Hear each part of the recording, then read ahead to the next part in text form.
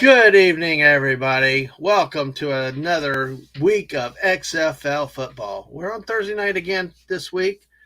Hey, we're just keeping everybody full of surprises with which night we do it. But hey, we're here again. Looking forward to another week of exciting football. As always, feel free to share your general football questions or comments in with us as we talk about this week's action in the XFL. Um, but as always, the man that's here that is the heart and soul of this show, the Mr. Football of Pokemon, the man, the myth, the legend himself, the great Woopah Troopah. Howdy, Woopah. Hello. Welcome, welcome. How are you doing tonight? Doing good. Just chilling out. All right, all right. Uh, yeah, we had an interesting week this week in football, didn't we? Which we will get to. Yeah, it was really a very good week all around.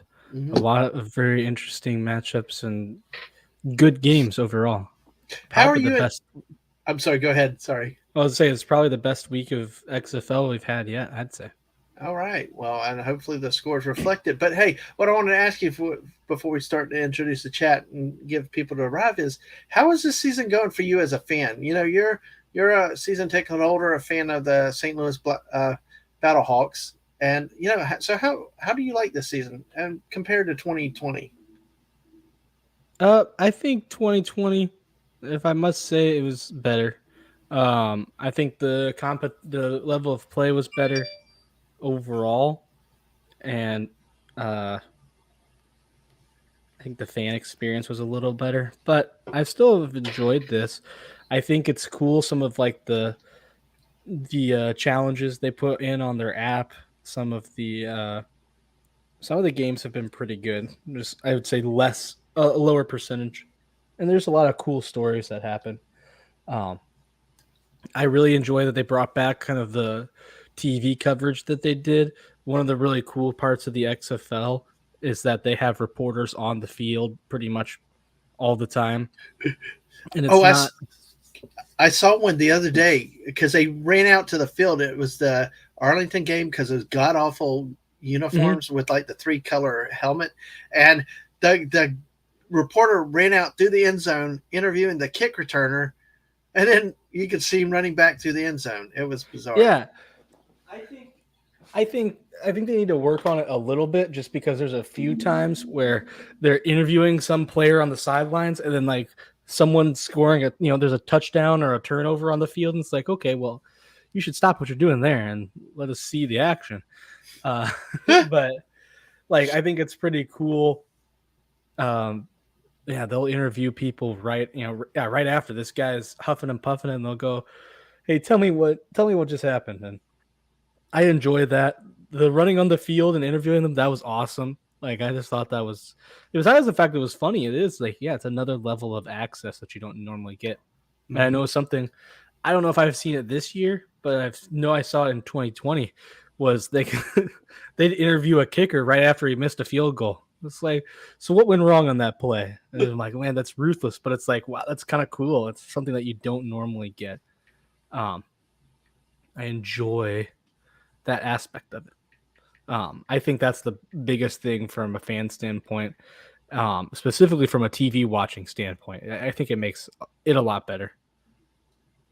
Absolutely. I like you said how they showed the camera in the replay booth, and they have it live and unfiltered. You know, you hear the whole thing. I know that they talked about that early in the season. The officiating director was specific about that, about how they did it for transparency, and they learned some lessons that the NFL came over, and they wanted people to be able to see it.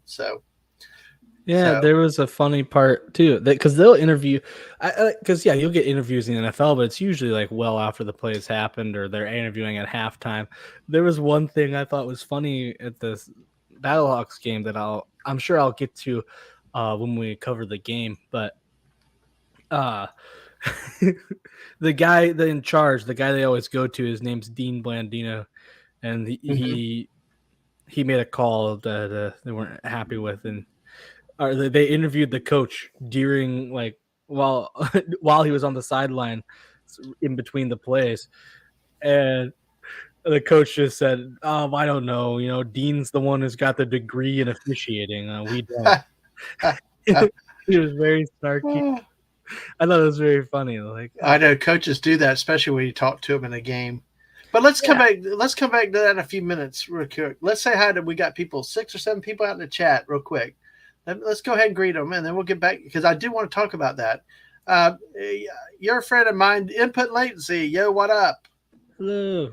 And they left that hand in an egg. So hey, Oh yeah, some people call football hand egg because you use your hands and the ball's shaped like an egg. okay, gotcha. And as always, the gracious, beautiful, lovely Mrs. Dadman Walking. Hello, great for you to be here with us as always. And the great Lisa is here with us tonight. And just another red shirt. Hell, oh man, I am honored. Glad to have you here, red shirt. Good to see you. Uh, Hello. Hopefully you keep up with the XFL a little bit, and we're gonna have fun talking about it this week. So that's everybody that's in the chat, and there's a lot of back and forth. But yeah, I wanted to make sure we greet everybody, and thank you for coming in. Make sure you smash that like button, share out, tweeted the tweets out there. Dadman Walking 55, share it out, bring more people in. We're about 7 away from hitting 200. Let's sub on the YouTube side, get us there, and we're at 80 on the Twitch side. So if you follow on Twitch, if you watch us there, follow us there, and don't forget to subscribe on YouTube side. And we will. Woopah also has a channel, Woopah Troopah, that I'm going to get the links in very soon. But hey, first back to football. You know, have you this trend about interviewing coaches and players during a game? What do you think of it? Is it something you really like or don't like? I really like it. I guess to me, why I specifically like the XFL's version of it is so many of these interviews, you get really basic responses. You know, they're interviewing them well after the game. You know, first of all, when the emotions have cooled off, but second of all, after people kind of tell them, hey, you know, you better not say this stuff. Excuse me, but Mm-hmm. um, I this kind of gets them in the moment. You get more emotion. I feel like, and that's what you more want. You know, you don't want the basic. You know, well, we're gonna go give it 100%, 10%, or you know, well, we played a good game, but they just played better. You know, you get the people saying, "Oh, this is," you know, you get people saying, "This is BS." Oh, screw you, or you get the people like really excited and celebrating. Mm-hmm. Um, you know, that's what I want to hear in the end. So I really like it. See, I'm torn on that, because I had that old school uh, curmudgeon thing, but then again, I'm dad man. Is you are very old. This is true. Yes. Well, you didn't have to agree so quickly. By the way, hello to the angry Canadian. Howdy back to you, sir. Glad Oh, you're here. hello. Oh yes, and Lisa, yeah, those zucchini patties are out on Twitter. Golly, they were good. Was it sliced up zucchini with cheese, mozzarella and parmesan, shredded Hmm. cheese? So absolutely. So, but yeah, see, I do have that old style, old school in me where I, you know, keep them off the field or run over them on the sideline, those type of things. Football's a football thing, but I guess with this league, I'm a little more willing to bend the rules a little bit, and it's not to be dismissive. It's just that it's different. It's not like the stuff shirt NFL or even college football or sports like that. Because I'll tell you honestly, I I hate watching sports now when they got a coach between quarters or players. I just don't like it. They should be focused on the game. It should be nothing but business and on the game. That's the way I am. That's the way I be. I tell you, and it started with baseball. I thought was the first place it happened, and I'd be like, "Screw y'all! I'm not talking to you. I got a job to do, and I'm not going to talk to you." But then again, I guess if you're somebody cutting your paycheck tells you you're going to do something, you may do it. I just fundamentally, I have a problem with it. But then again, I'm also a basketball coach that wants to wear a suit at coaching a game. Oh, All that's these. true, but that's just a little. I don't know. I go both ways in the sense that I feel like there shouldn't be a middle ground. Mhm. Um, and I feel like, hey, if you want to be, dress like you just woke up. Hey, I like comfortable stuff too, but just go all out. We'll just Yeah, wear your sweatpants. Maybe just leave your pajamas on. Uh, just make a whole thing of it. But if you're gonna dress up like a little bit, or you're gonna wear a yeah. polo, you might as well just go all out. Wear the I, suit. I yeah, I Everyone agree. loves the coach in the suit. I know. And hi Jess, welcome in. Glad you're here tonight. But yeah, I agree. If you're gonna, I'll be honest. To me, it's gotten too casual with watching the NCAA tournament, and this might be a chance where we can, like we talked about the other night, where we can talk about a few thoughts on the basketball game the other night, Whoop, if you want to, because it kind of ended up kind of how we expected it to be. Hmm. But it's like all these coaches are now are walking billboards, because they get the shoe contracts, the athletic contracts with the athletic departments, and now watching this NCAA tournament, it was just watching them, with somebody's logo on it. In most cases, there's still one or two that kind of had like a vest or something that was not necessarily corporate related, but you know, I guess I'm very anti corporate when it comes to my sports. No, I can agree with that. I think a lot of that too comes to what's the I'm trying to think because I had a thought here and I've lost it. It's okay. I uh lose thoughts all the time. yeah, but oh, it's just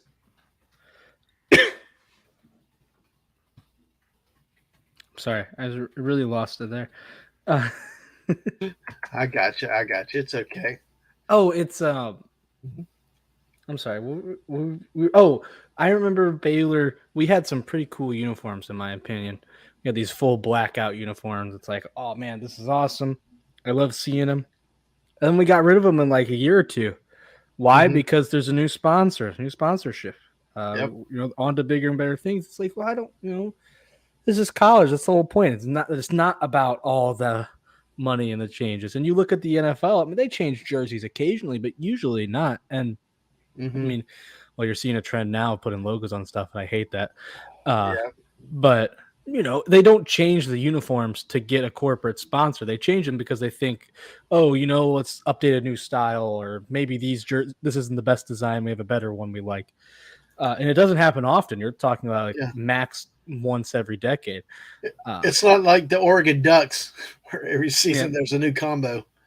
yeah. I think it's frustrating. Baylor changed a while back, and then they changed again. And I really dislike their current uniforms, if I remember. Unless they changed them since I last remember seeing them, they could have. But it's just You like, never man, know. you can't get used to the uniform, and oftentimes it's like, well, this is just a big step back. I want back those blackout jerseys; those are so clean. Yeah. But whatever. And I want to make sure I said hello to Jess again. Jess has also put the links in here too. And if y'all can put Whoopa's links in there too, I appreciate it. Hey, uh, speaking of basketball, let's touch on that real quickly if you don't mind, from the other night. Yeah, And we'll start with Jess. Just asked about a movie that came out this week, about the Air Jordan story.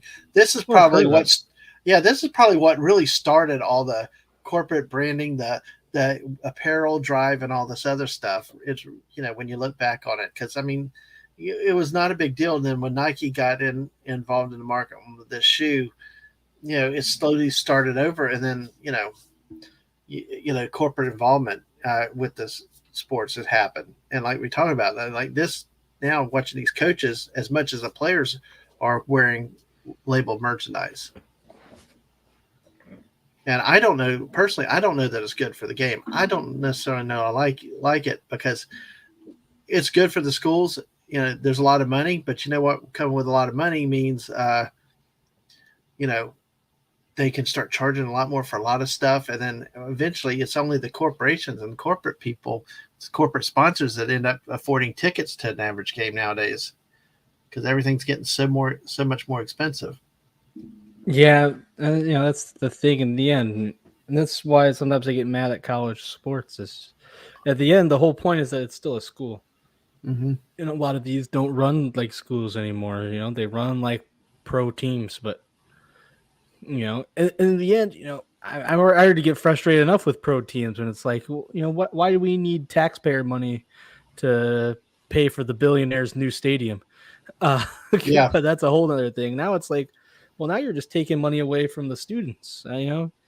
I'm Hmm. paying 50 grand a year, and I paid 50 grand a year for my college, and our department had to reuse folders because we just didn't have it in the budget, I guess. And meanwhile, the football team, everyone's getting driven around. They got all this new fancy swag. They've got all this, they each of them had the hoverboards. That was when those were like a big deal. And it's like, Yeah. Yeah. I, what's funny is though what just pointed out here with this movie is I remember those days. I remember when that shoe came out. It's like I'm old, so it's really funny. It was revolutionary at the time. And it was true. He had gotten some of a name of being at North Carolina, but it just like took off. You'd never seen anything like that before, and it's just amazing. Looking back on the history of it became more than just a shoe. It was a brand, and it made him an even bigger icon than just a basketball player. And yeah. everybody wanted those shoes back then. I mean, I Hmm. know they still do now, but now you got many other brands out there competing in the market. But I mean, at that point, people wanted Nike. I mean, Converse had some differences that made them a little more unique. But back in the '80s, when it first came out, it was like Nike shoes and parachute pants. So oh, yeah, and the commercial side maybe, yeah, it does look like an interesting movie. Yes, it may be one if you want sort of a docudrama or kind of a thing, one of those kind of nonfiction type movies. It probably would be a good look at it, a It good thing kind to of watch. kind of reminded me of I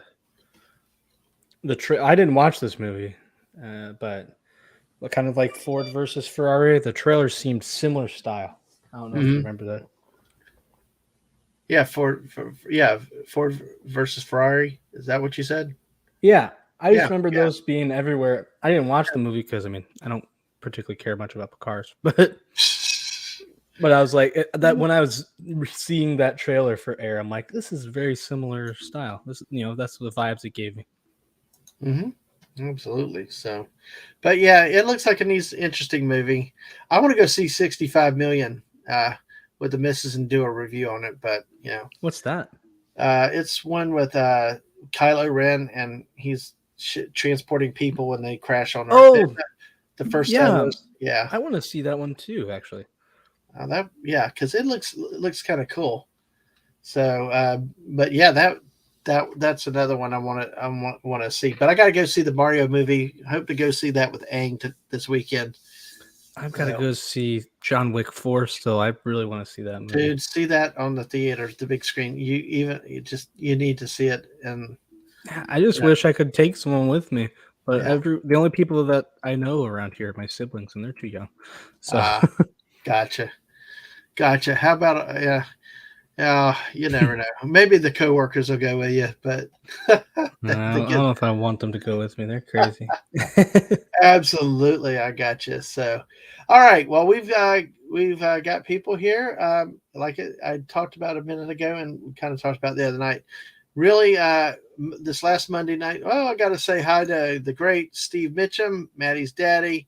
Held back to you, sir. It's 4:20 there in Vegas. Thank you for the like. Thank you for coming by, and thank you for your support. And good luck working, and be productive, and you know, hey, thanks for coming by. And thank you, everybody, for coming by and hanging out with us tonight. It's uh, kind of a unique show because we're going to do a little bit of a couple different things. And we actually got on the verge of talking a lot of movies right there. Normally I talk food, but Monday night was the national championship game. We had our stream, our Monday Madness on Monday night, and we previewed the game. And Whoop and It's really a game that doesn't really need a lot of talking about because I think it really went the way we both expected. And if you took both of our predictions and merged them, we were right on top of things. Um, we you had the point differential, 18 points, spot on duties. Oh man, okay, red shirt. Thank you for coming by. Share out with other people and maybe catch it later. So hey, thanks for coming by and hanging. But Woopah had it on the point differential right on the head. I had the score range. I was almost right on it. Mhm. So between two of us, we pretty much called it, and it did get close in the second half, but it really was kind of pretty easy UConn win. What did you think about the game overall? Yeah, here, if you want, you can pull up the slides. Okay, there we go. Yeah, so we got this right here. Yeah, it got pretty close in the middle of it. It started off close. I remember because we stayed on a little bit longer after our championship review, our last Hmm. Monday Madness, because Yes, we went a lot longer than I expected we would. But yeah, we did. uh, We usually do that. Isn't that funny how that happens? yeah, especially that one. I'm like, well, we're only talking about like 3-4 games, but And hey, Stunning and Brave Megatron, welcome in. Hey, buddy, good to see you. yeah. So now we have the because when we signed off, it's like, oh snap, San Diego State was up, I think 10-8. Like, well, it's still early, but that was surprising. Uh, and then in the second half, I think I turned it on. I'm like, oh look, the score's getting close, and then turned it on, and Connecticut ran away with it. I'm like, oh well, I could have just kept doing what I was doing, but Uh, uh, but yeah, it was Connecticut really dominated. The kind of surprising thing to me, mm-hmm, maybe it should have been shouldn't have been surprising, but was actually Tristan Newton. He did get a lot of free throws, but he's the lone senior on the team. We were talking about that, but he led the team in scoring and got the double double with 10 rebounds plus 4 assists and 2 steals. Overall, like a very good performance. He wasn't really the guy. mm-hmm, You had Adama Sanogo as the junior, and I forget his name, but their sophomore shooting guard was a very high scorer and a guy who's probably going to go high in the draft this year. Um, so it was kind of surprising to me looking at the box score because I didn't watch the whole game.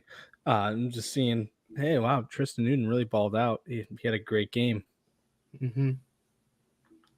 That's the value of that veteran leadership. Absolutely, it is. Um, like we talked about, really, with the scores. I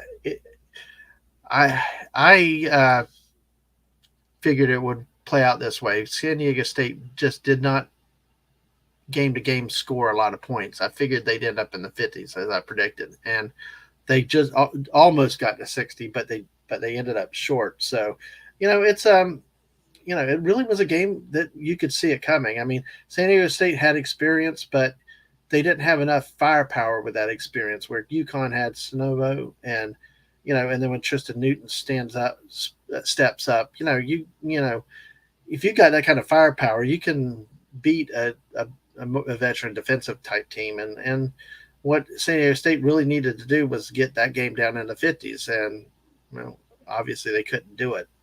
So.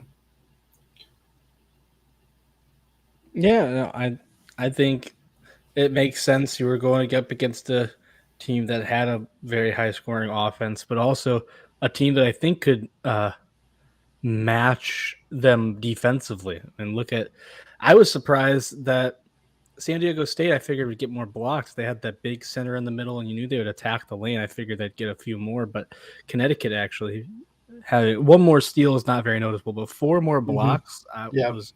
I mean, their guards are a lot bigger. The Connecticut's guards are a lot better than San Diego's, are a lot bigger than San Diego State's guards. So I guess that makes sense. But Let me say hello to Daniel, and he says hey, that you know your stuff. So hey, all right, Whoopa hey, does. Dan. Well, thank you, And sir. Stunning is working and lurking. Hey, And folks, make sure you smash that like button on the YouTube side and subscribe if you haven't already. So we're 7 away from getting to 200, and also follow us on Twitch. So, and yes, Lisa, he Stunning does some very incredible art, absolutely amazing.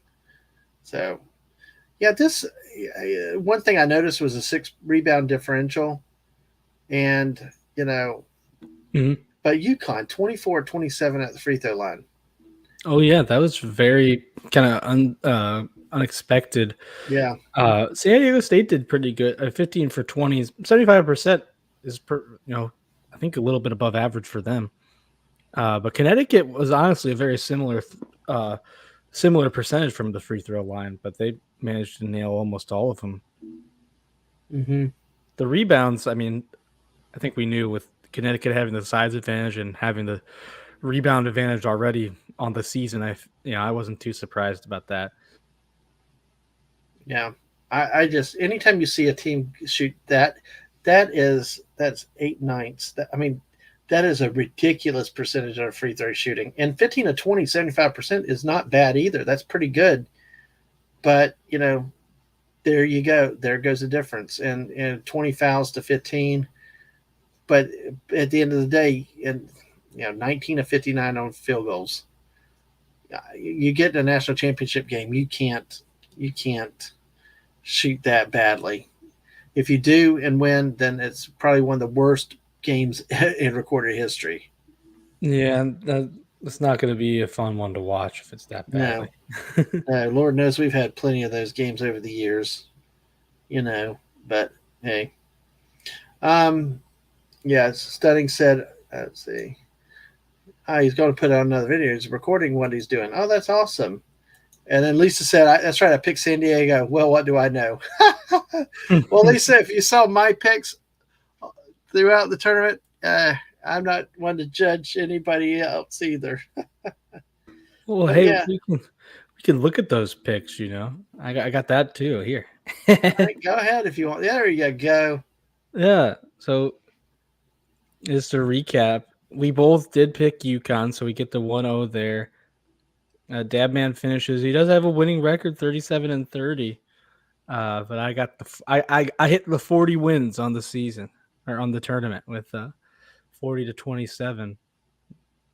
I put the score in the tiebreaker. Dabman was closer on both the points for and points against, or the UConn and San Diego points.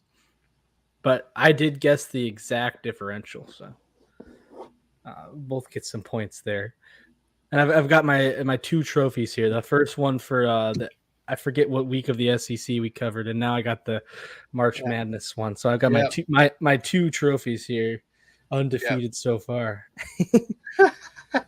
There you go. Okay, and I keep bringing him back. Normally, people would throw somebody off the show like that, but hey, I got you and I got Marty with a C with his 12-0. So hey, Yeah. go figure. But hey, but yes.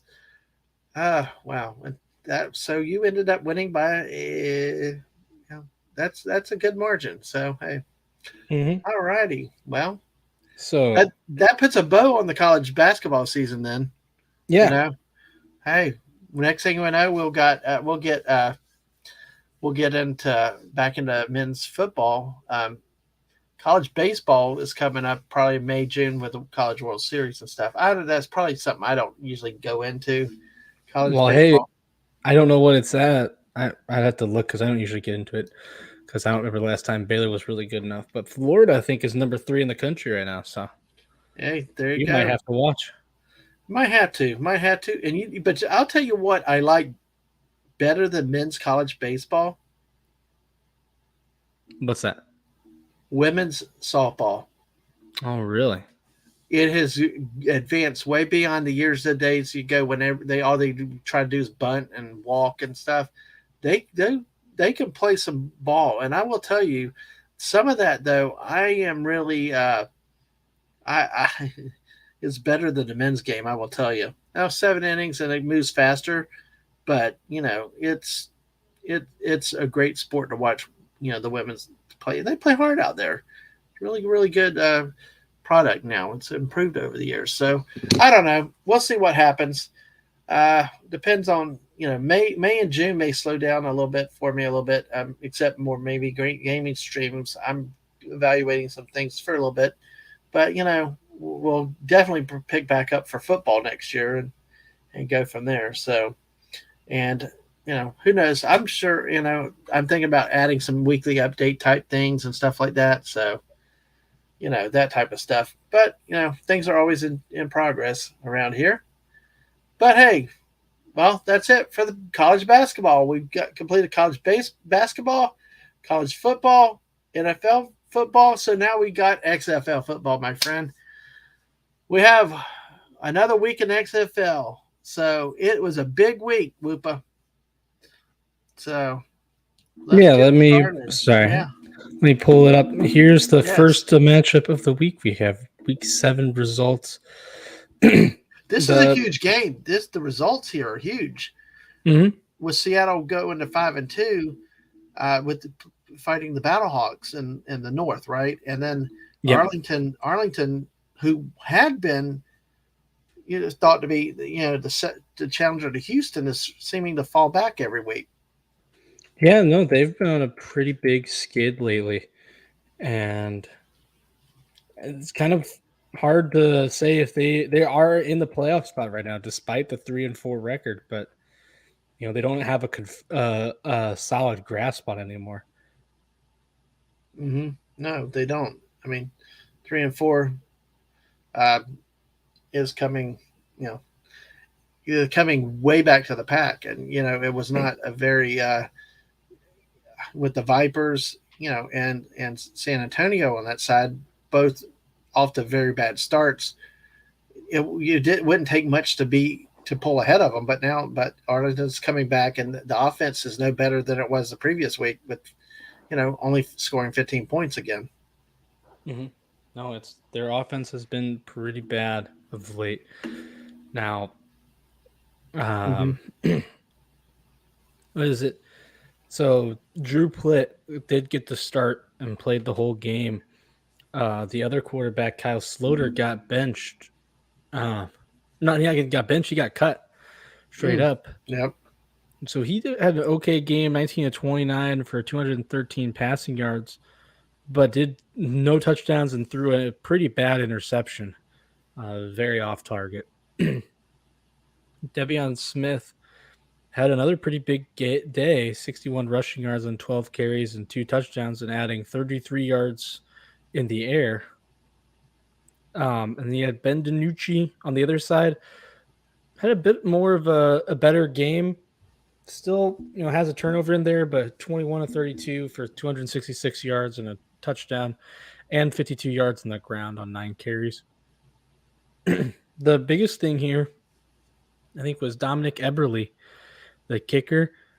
He went 3 for 3. 2 of those were from beyond 40 yards, and you can see they won by 9. So those points were the difference in the end. Wow. Yeah.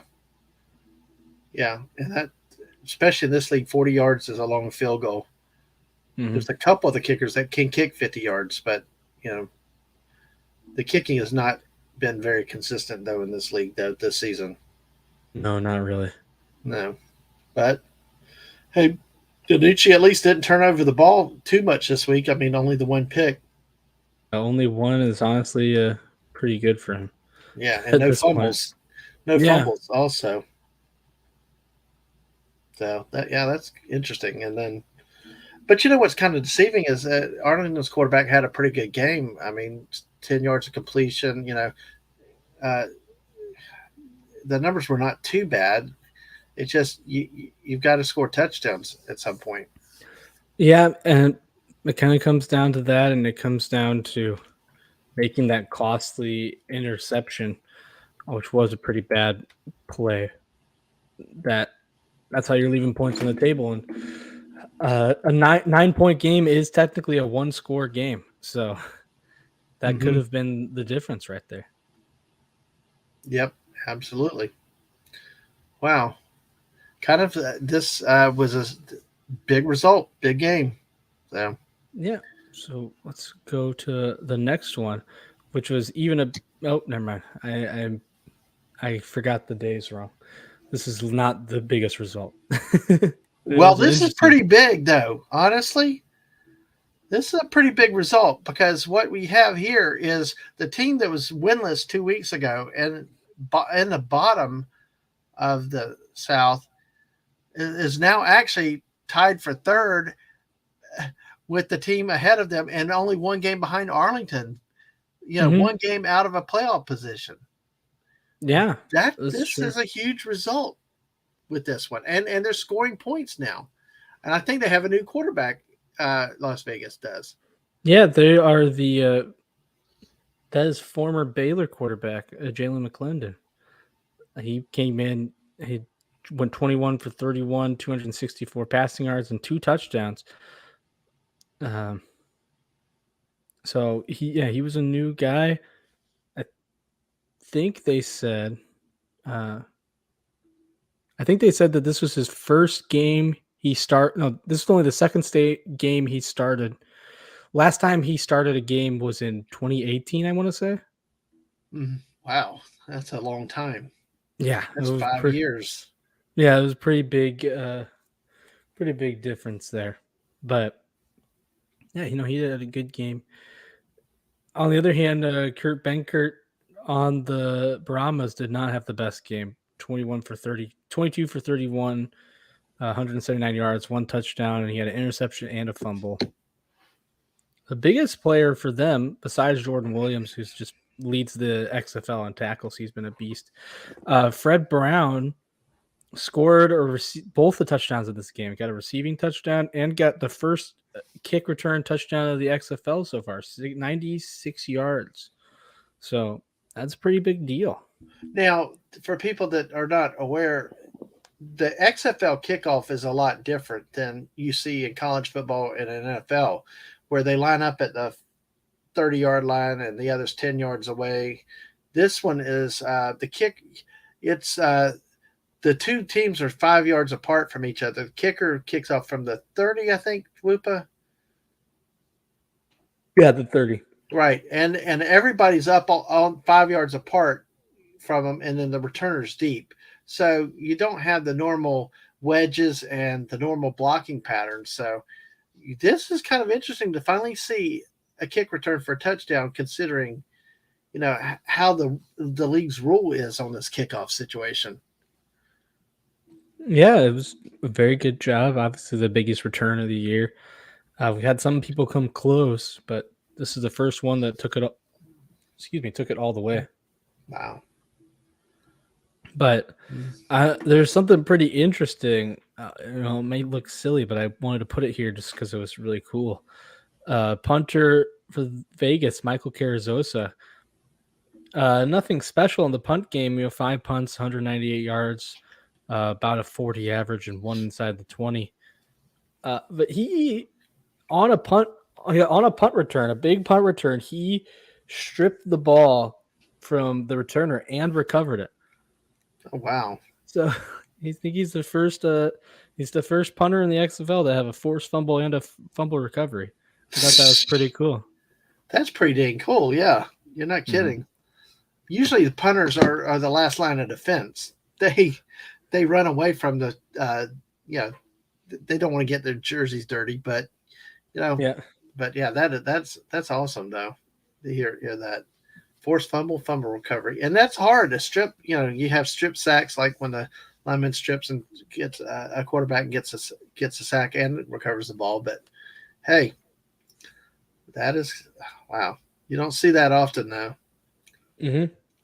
But yeah, look at McClendon's numbers. I mean, are magnificent for a quarterback in this league, and definitely better than anything than the Vegas quarterbacks had been doing up until now. Mm-hmm. Yeah, that's very Mm. true. Oh, I'm just still. This is a stunning game because look at that.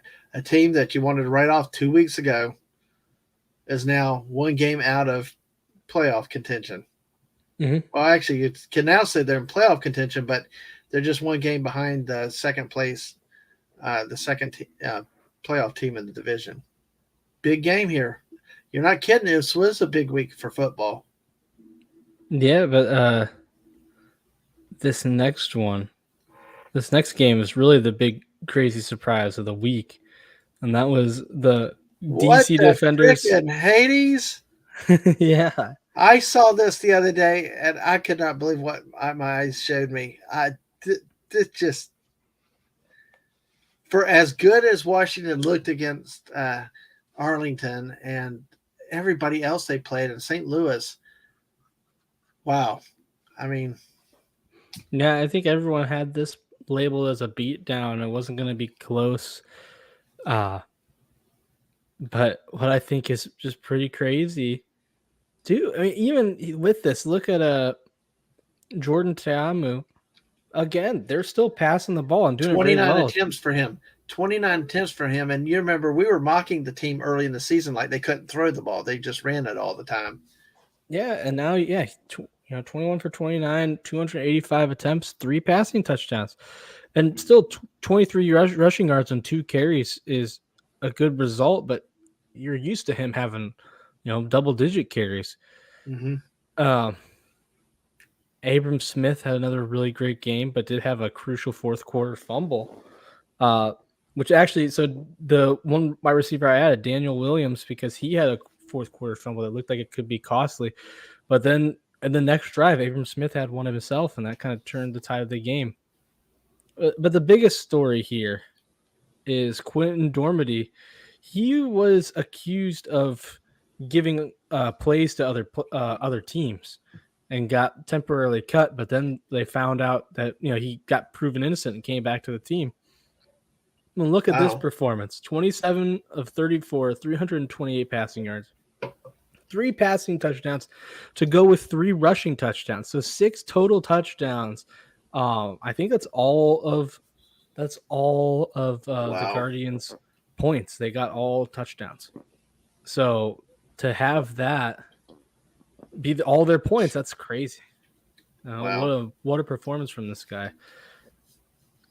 I think it's That safe to is just, say.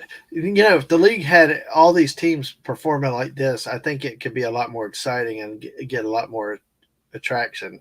When you keep having the like the Arlingtons and the San Antonios type offenses, it's going to hold it back. But this Yeah, is that's the thing. this an unexpected track meet, though. You know.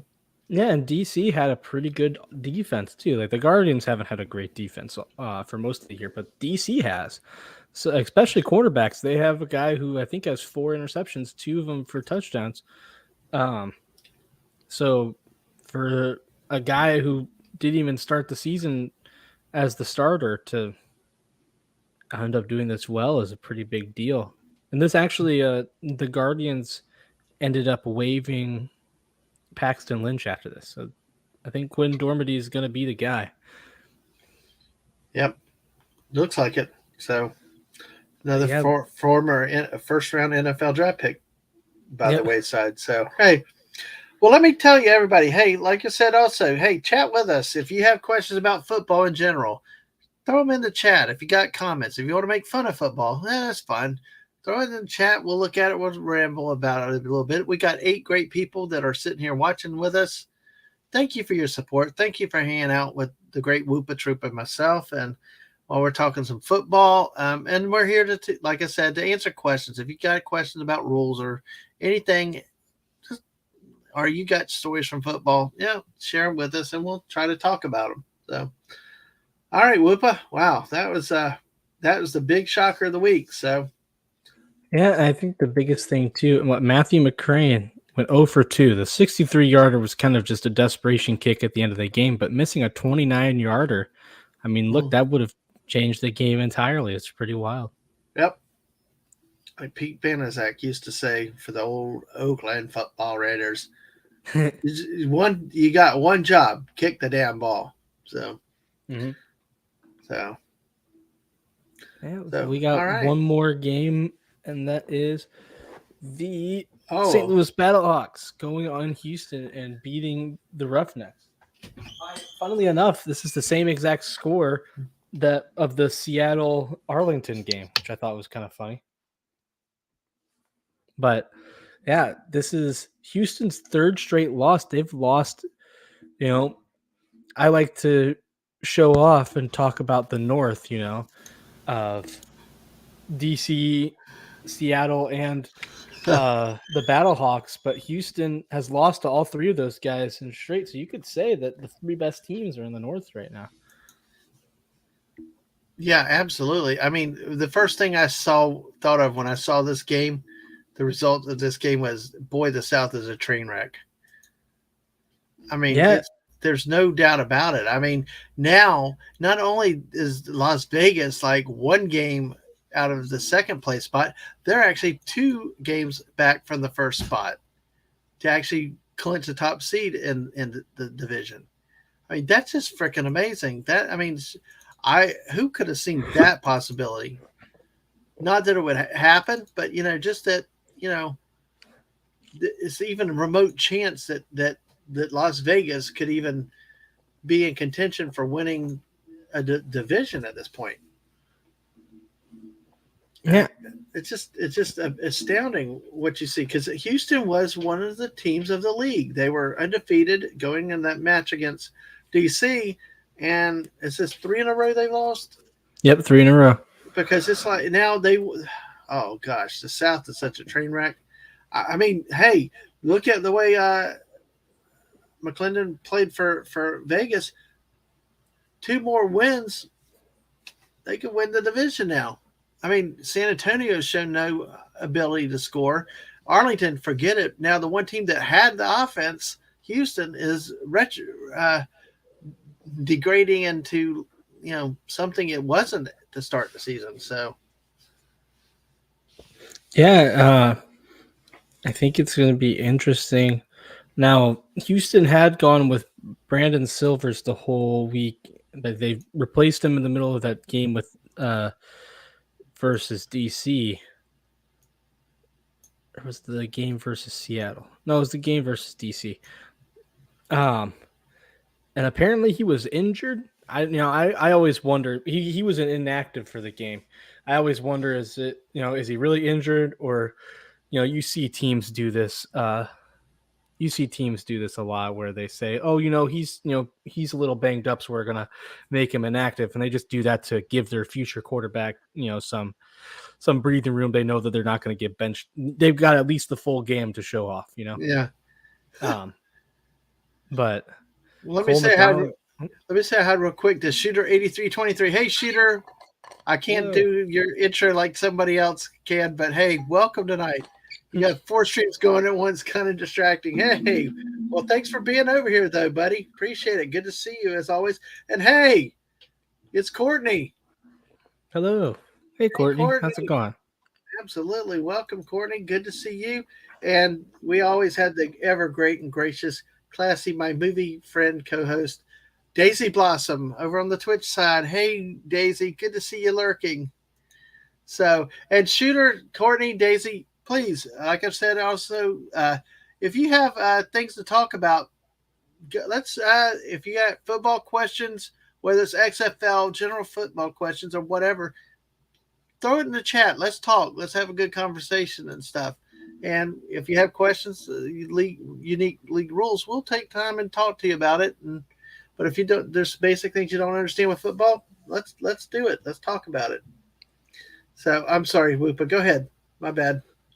Oh, I was just saying, yeah, Cole McDonald was the starter, and he played pretty badly all game. 15 of 32, only 106 passing yards. He did have a touchdown, but had a really ugly interception. And didn't Now, do the best on the ground. I mean, 40 carries for 40 yards on 8 carries isn't terrible, but not huge for a running quarterback. And with now, the fumble, too. is he the one that was starting up until they lost that first game? Because it seemed like to me that game they were undefeated, and all of a sudden they started flipping the quarterbacks.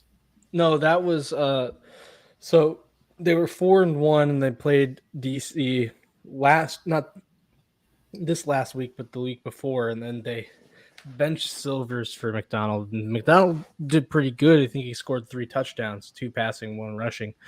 And then he got to start this week and did not play very well. Mm. And Gotcha. I put in Cedric Byrd. There wasn't a lot of good from Houston this game. But yeah, 7 catches. That's about half of the passes thrown he caught. So This is a pretty big deal. For St. Louis, AJ McCarron leads the XFL 17 passing touchdowns through 7 games. Added another 3 in this. Well, he added 3 to go to 17 on the season. The surprising thing here was Brian Hill. Usually very good, and still 53 rushing yards on 11 carries is a pretty good number. But he had 2 fumbles this game. One of them on the first play of the game. Another one was the one that Will likely took back for a touchdown.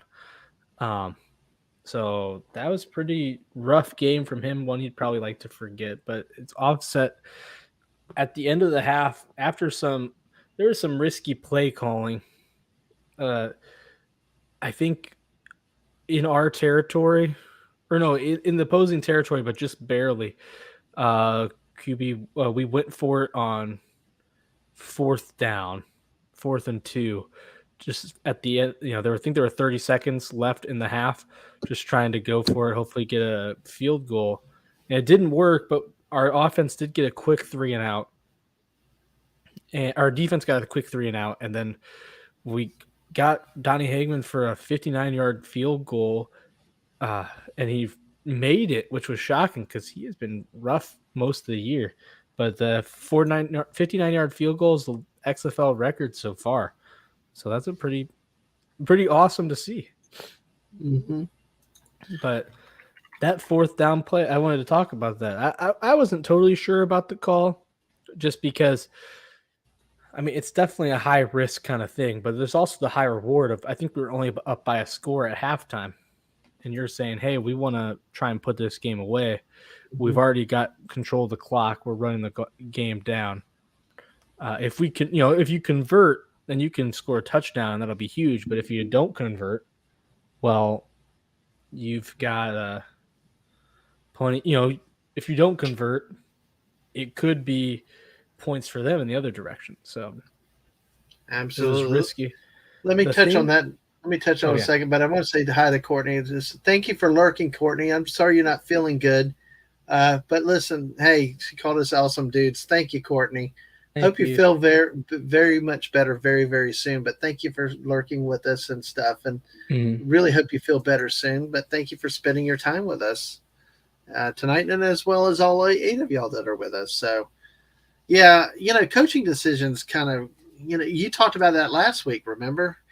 With going for 4th down on, you're up 24 and you went for it in a silly position, I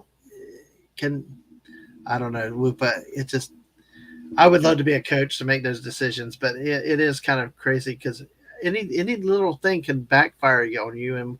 And the problem is once I've seen so much football that one little thing leads to a snowball effect, and then the game's completely out of control. One thing that I remember from the 80s, like 19, I think it was 86. I think it was the year Kerwin Bell had his knee hurt out. Or I think it was 86. Yeah. They were playing Rutgers in Gainesville. They were up 28-7.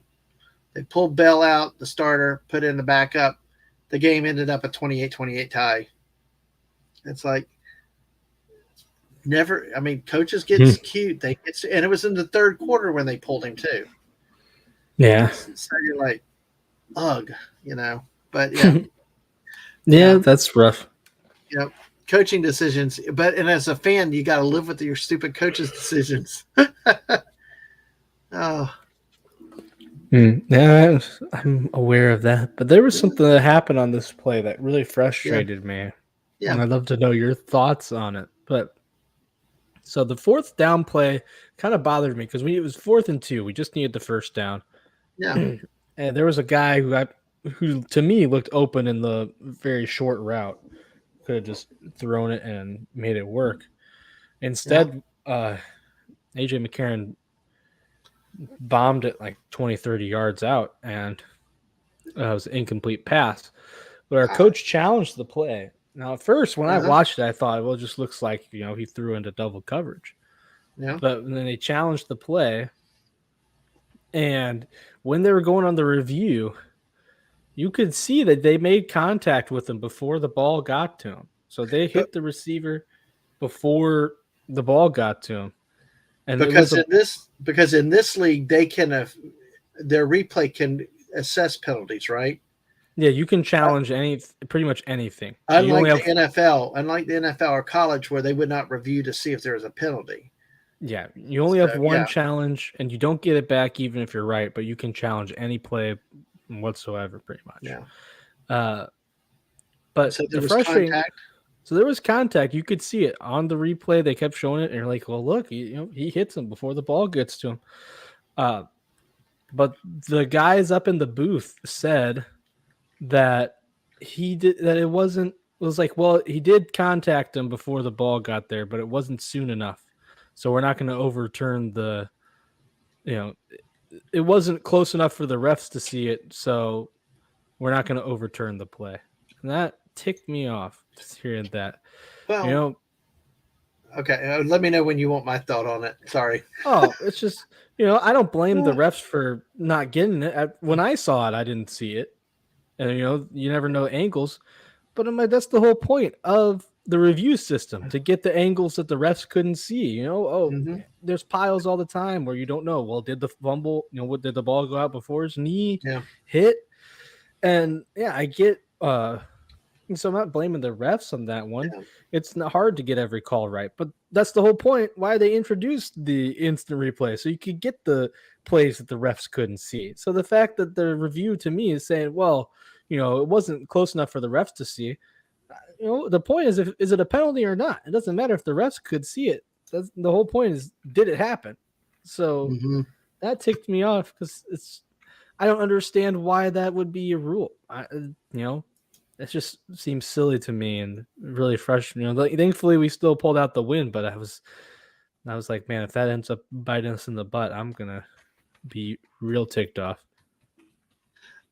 Well, what I think about it. Well, first of all, I don't like throwing bombs on fourth and short. I mean, your quarterback needs to look, especially if it has a short option, should have checked down to the short route, pick up the first down. That's the first thing I got to say. I hate those long passes on fourth and three, But to your point, though, with the officiating, with the review, if that's what the intent is, if that's what the purpose of having the replay is, if it's interference, it's interference. You should call it regardless of what down it's on.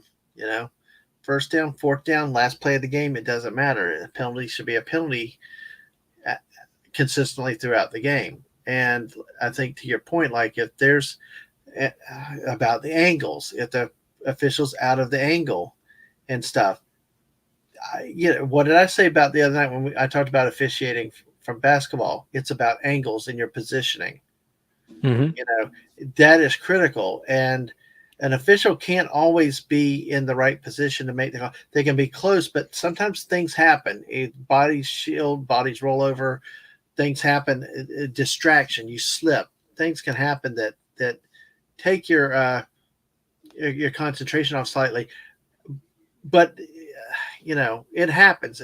And then that's the thing, though, like you said, you know, on one hand, I'm like, well, they shouldn't have thrown it long. But then again, the thing is that to your point is that if the league's rules are supposed to be where they review and assess a penalty where it wasn't, if it should have been, well, then they need to do it. That's what it should be. And I can get the frustration for that, I would be frustrated too. It's kind of like agree and disagree at the same time. It's kind of Mm-hmm. one of those things there with that. Let me say hello to Bowsette. Hi, Bowsette. Thank you for lurking here too. I understand you not being able to look at the screen, and hopefully that this pain and headaches passes by. But hey, listen, folks, we've had 10 of y'all watching us right now, and thank y'all for spending your time with us while we talk football. And just lurk if you have to. We enjoy it. Thank you for being here, and if you do happen to have questions, throw them in there for us. But thank you for spending your time with us and lurking, as you feel. It's good to have you with us. All right. Yeah, that's what I think on that, Woopah. I don't blame, it's like I don't blame you. I would be mad too. But then again, I do have some frustration. I would have it with McCarron for not checking down, especially if you're just trying to get a first down. You know. Yeah, though that was very frustrating. I'm watching it, and you know, you can see it felt like he stared the guy down the whole way almost because it's like his eyes stayed one direction. You just saw I'm like there's a cross, the under route right there. You just need the 2 yards. You hit the guy, and he can reach over and Mm-hmm. there you go. You're set. We had all our timeouts. The only reason we weren't using them is obviously we didn't know who would get the ball back. Right. But what if you get the first down, you can use your timeouts. Who cares? You know you're going to end up with you'd already burned their timeouts, and you knew that you were going to have them. So, Yep. but yeah, it was not a good play call. I thought the first time, like, well, that's really dumb. But when watching the replay, it's like, how can you not call that a penalty just because the refs wouldn't have seen it? Well, that shouldn't matter in my opinion. Well, especially. Well, yeah, back to your point though. If you said because the refs wouldn't have seen it, that's irrelevant because the technology is supposed to be what makes it right, makes it correct. Yeah, I'm with you there, Woopah. I mean, otherwise, don't say that. Otherwise, say that you can only overturn, certain things, but not assess penalties. But I got you. I'm there with you, Woopah, on that one. Yeah. So yeah, that's all but for hey, the games. your guys won again, 5-2 though. Yes. So, man, I can't wait to see how all this puts together on one graphic. Yeah. So want to go to the standings now? Absolutely, positively, absolutely, All right. doodly do, in the worst Ned Flanders I can do. So here we go, the North and the South right here. Yeah. So the North is heating up even more with DC losing. They do have the tiebreaker, and I mean they have the head-to-head on everyone, and they've got the division. But St. Louis and Seattle were one game behind. Mm-hmm. The you South know what? is why. I will say I did get Vegas and Orlando flipped earlier when I talked. Oops. But yeah, I had them in the wrong side, but still, it is amazing what Vegas is doing, Mm-hmm. No, they've had won 2 of their last 3. Yep. And Seattle won on a 5-game winning streak. It's pretty crazy. After losing, opening the season with two losses. Yeah. In the South, you got Houston on a free fall. Renegades not looking too hot. Brahmas also not looking very good. Then you got the Guardians. It's crazy to think 0-6 a week ago, and right now, none of these teams, none of the teams here have clinched a playoff spot, and none of them are eliminated from playoff contention. So the Guardian, you said the Vegas, but the Guardians could still win, and they're scheduled. They do have a game against the Battlehawks at home at St. Louis. That one might be hard, but their 2 next games are they play the Renegades and they play the Brahmas. With the way they've been playing lately and the way the Renegades and Brahmas have been playing, those could both be wins for them. And with the way things are, they could win. It's definitely possible. Well, Houston, look at Houston, 3 losses in a row on the South. I mean, Houston's pulling weight. It's one of those if you're a Battlehawks or Seattle fan, it's like, damn, why am I stuck in the North? Oh yeah, no, it's very stressful. Yeah, it's like, dang, you'd be on the verge of clinching if you were in the South, but no, you're fighting off. And what would be a shame is that one of those 3 teams, and let's just for grid's sake, DC loses a couple. 3 of those teams have had, DC, St. Louis, and Seattle. One of them's going to get left out of the playoffs. Mm-hmm. You're going to have a 500 or less than 500 team from the South in the playoffs, though. I mean, it's the way that it works. It works in the NFL that way too. It's a thing I like, but it's it's always frustrating when you had a good season, yet the bottom feeders can still make it in the playoffs, though. But golly, yeah, no, and I think so. The first playoff tiebreaker is head-to-head, and the second one is division record. The third one is quality is like record of teams beat. Mm-hmm. And right now, the Renegades have beaten the Brahmas, the Guardians, and the Vipers. Um, it's totally possible. The Guardians have beaten only DC, but it's totally possible that the Guardians just beat Arlington and beat the Brahmas. They could be 3-7, and the Renegades could totally just lose out. And if they lose out, you could have a 3-7 Orlando Guardians in the playoffs, which would be pretty insane because they'd have Mm-hmm. that tiebreaker on win record because DC is going to have a better record than anyone else that the Renegades actually beat. Yeah, man. I just think that's crazy. I mean, that'd be pretty weird to see on the standings, but also just what a comeback. Hey, that's why they play the game. You don't ever give up till it's over. I think if you had to ask me what the biggest surprise was right now, it wouldn't be Vegas. Although Vegas is kind of like one of those that's going to be unfortunate that they got hot at the wrong time. That they're going to be too far behind, and they're chasing St. Louis and Seattle. Whereas if they were over on the South, they would be sitting very, very nicely. Um, but I think probably the surprising team of all of them that I see is Houston. You know, weeks ago they were dominating, they were undefeated, and then now they're not just losing a game or two; they're pulling back to the pack. 3 losses in a row. The only saving grace they've got is that they're undefeated in the division. So, Yeah, it makes you wonder how good they are dropping three straight to the North. I mean, the Northern the North championship game might be the real Super Bowl or whatever they call it in the XFL. absolutely, Which would be funny, but yeah, right now those three teams, I think you can say they're the three best in the XFL. yep, absolutely. Wow. So that's our latest standings. All right. Well, a lot has happened. A lot has changed. Some have stayed the same, but hey, 3 more weeks of the regular season. Lot left on the line. Man, I think it's interesting.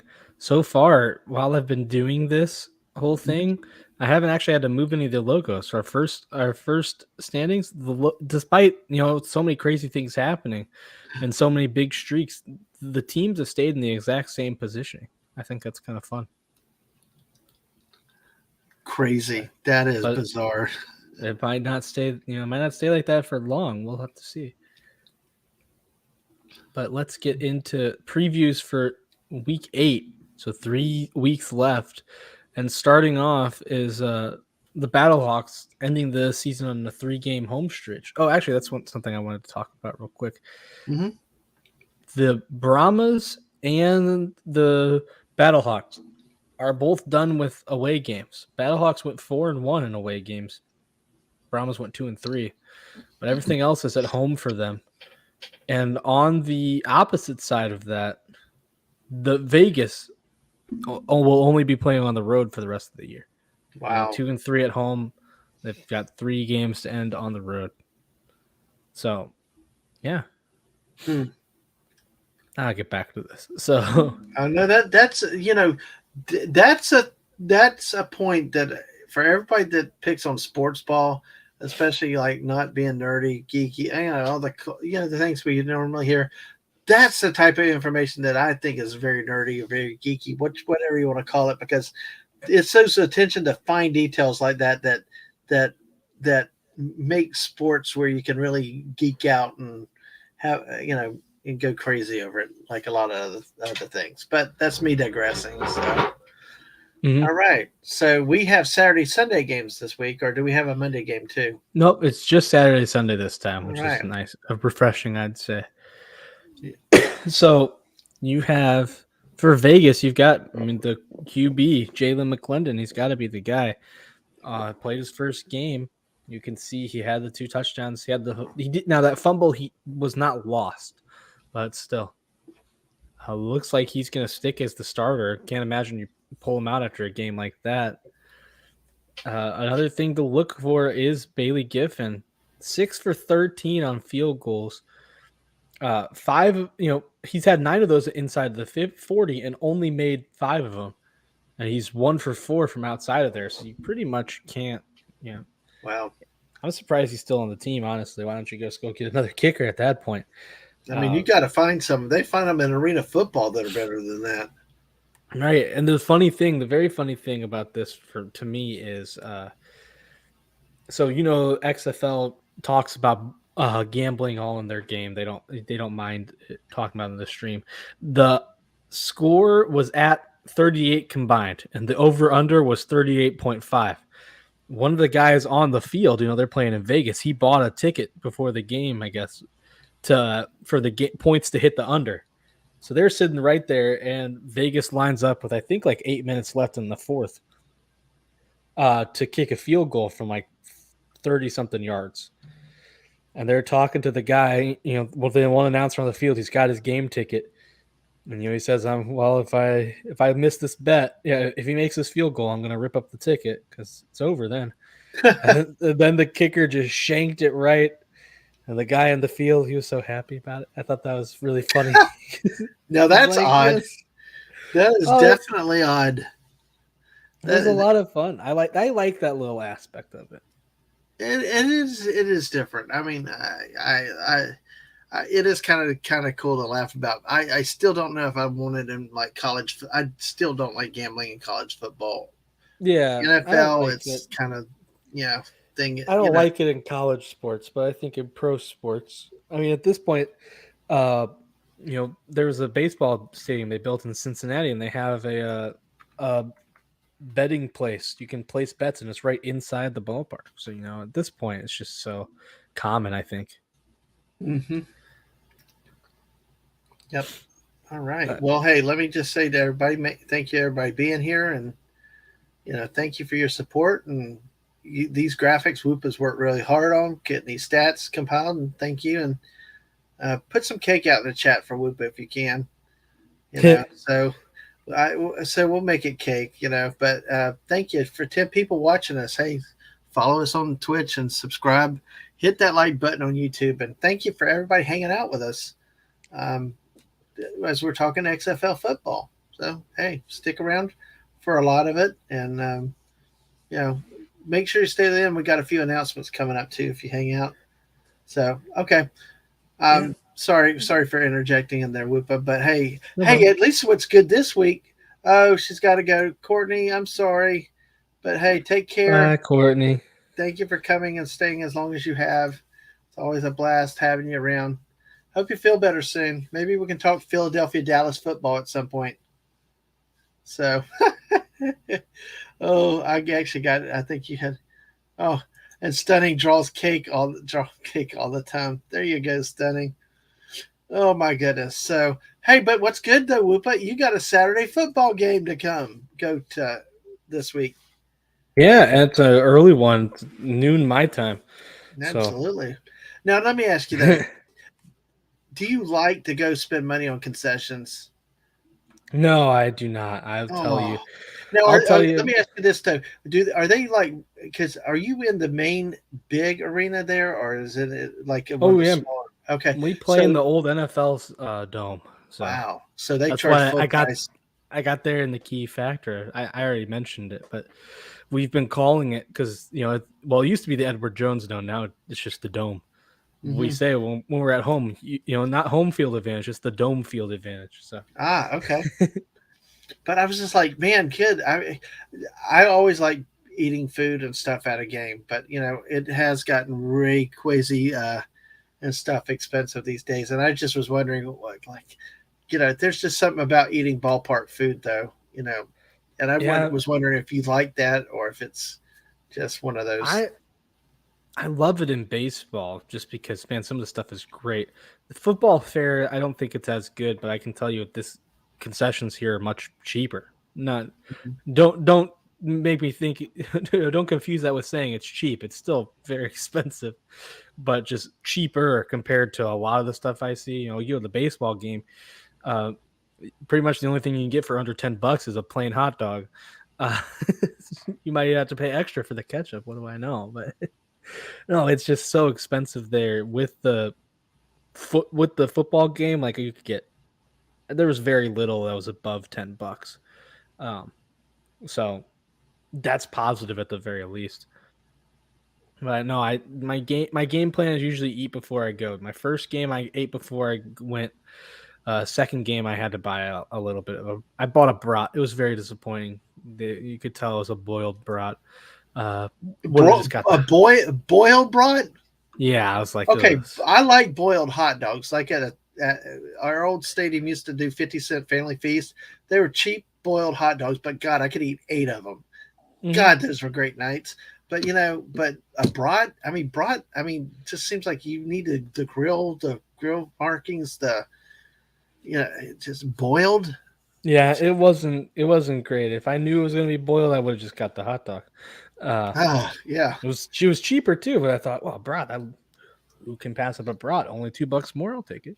yeah. Uh, but now I know. Well, If I'm usually I going don't eat the food anyway, but well, I tell you what, I don't mind the. I do not mind the the $10, but it's like give me what I want for $10, make it worth it.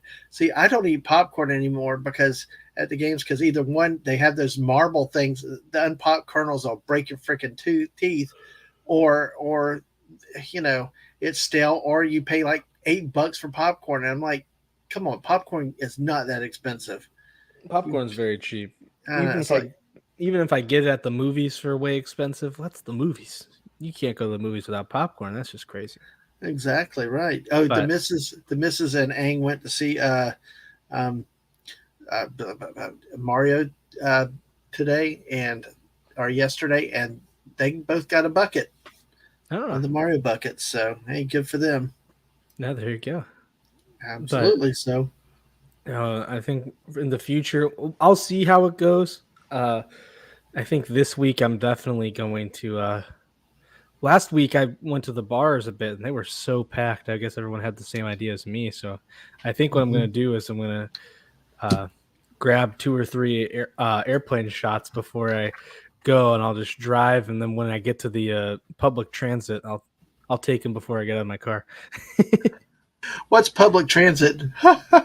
Oh, Oh, but it's gonna be that's my plan. And then next week, because like I said, we're last 3 games are at home. Next week, I'm going with my buddy, and usually those are crazy nights. So I might. I already put in advance to take off the day after that game because I figure I'll probably need it. yeah, But I got you there. Well, you talk about. Well, let's deviate away from the football a little bit and talk about that. See, we have public buses. The city buses also do transit to the games because around the stadium downtown, there's neighborhood parking, there's real parking. Some lots that are really expensive. Mike, I always decide I'm big against public transportation. I hate it. It's a waste of time. So inconvenient to get the way it's been done here because we drive everywhere. But I tell you, for a football game, I love to go to the little shuttle spots and taking the bus in, because they drop you right off at the stadium, you know, and it cuts down on the walk than if you parked in a lot of the city and the neighborhoods. Do you usually drive yourself or do you use public transportation? no, I had to drive myself to like we have what we call it the Metro Link. Right, Um, So we drive to a parking space, drive to one of those big stations, and then park there. Get on the bus, the big metro, whatever you call it. I don't know what the technical term for it is. right. I just know It sounds what the name of ours is called. it sounds similar to ours. Is basically our city buses. You drive to a parking they have several areas around town, and you can go there and pay a fee to get. And but the whole point is that you don't have to fight the traffic downtown and stuff. They have the dedicated routes, and they can get in faster than you, and you get dropped off at the stadium. So that's what you do. Yeah, and Yeah, the thing with the way the city just is for St. Louis, uh, it's not too bad getting down there. The problem is getting back.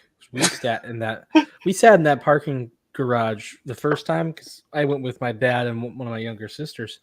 Um, we sat in that garage for maybe 40, 50 minutes until we Wow. finally started moving. Like this was not when we Yeah. got out. That's when we started moving to get out because it was so backed up, and it's like, oh, this is awful. Yeah. Uh, the way that the city is, so there's not much of a north city. There's a lot of south city. But there's not much north city. The baseball stadiums in the south. Hmm. There's a lot of kind of little restaurants in there. Not all of them are the best place, but there's like a lot of places. So a lot we there was this one place we went to. You had to walk pretty far, but it was $10 parking, and you got a free beer voucher. And I'm like, oh heck yeah. And you could take the beer. I don't know if you can do this all the time, but I guess you can do it at least in the South City. You could just go in, get the beer, and walk to the stadium and just drink it while you're walking. Yeah. Uh, which is hey, that's great. Uh, Well, they had to change the laws around here to the enforcement and all because you can't technically could not drink and walk down the street with an open container. yeah, So but there's a ton of parking. Now the thing is, parking gets expensive. There's a spot I knew that I used to like. Oh, this is really close to the stadium, and it's only like $15. That's a great deal. mhm. Now it's $40. I'm like, holy cow, $40 for parking? You gotta be Yep. kidding me. Um, but there's bars. There's bars, and they have parking spots normally, and so they open them up for people because they want to say, hey, here, pay $20, $30, and take this voucher. Come see us after the game. They want the Mhm. business too. Yeah. Um, so there's a ton of parking available. Um, Yeah. it's some of it's very expensive, but if you're willing to walk, you can get some for more cheap. I agree with Um, you though about those garages. Those garages are horrible. It's good for the city because they can build up, but God, trying to get out of them, if you're on the actually even anywhere, if you're on the down ramps, getting somebody to let you back out is impossible. So no, it's so tough, and yeah. that's the thing about North City. So pretty much the most expensive you'll ever pay is $20. Mm. Um, but there's nothing north of the city. The north, you don't want to be stuck Yeah. north of the city. I'll just tell you that. Well, Uh, I think the one experience that I had was kind of bad with the public one was Dadgum Gator Bowl and the West Virginia Mountaineer fans are in here. Nothing like a bunch of drunk West Virginians singing country roads that can't sing. I'm sure that gets annoying real I fast. was stuck on that with nowhere to go. It's like two songs that I hate: Rocky Top and Country Roads.